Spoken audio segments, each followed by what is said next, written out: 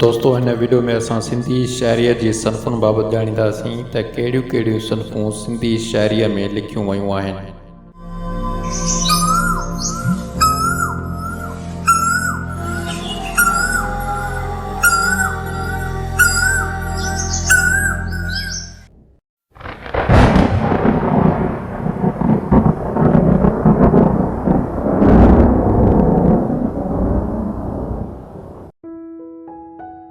दोस्तों जेकॾहिं अंग्रेज़ी अदब ते नज़र विझंदासीं त 100-150 खां मथे सनफ़ूं मिलंदियूं, पर उन्हनि जी भेट में सिंधी शाइरीअ में घटि लिखियूं वयूं आहिनि। अॼु असां हिन वीडियो में सिंधी शाइरीअ जी उन्हनि सनफ़ुनि बाबति ॼाणींदासीं जेके सिंधी शाइरीअ में अॼु ताईं लिखियूं वयूं आहिनि।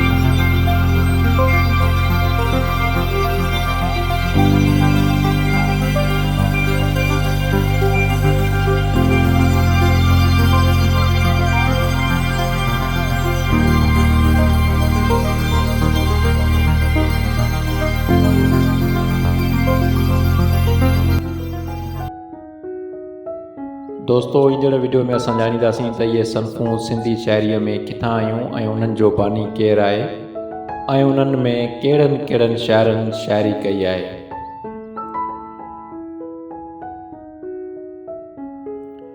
दोस्तों जेकॾहिं अव्हां असांजे चैनल खे अञा सब्सक्राइब न कयो आहे त हींअर ई सब्सक्राइब करे छॾियो ऐं बेल आइकन ते क्लिक करियो त जे ईंदड़ अहम वीडियो जो नोटिफिकेशन अव्हांखे मिली सघे।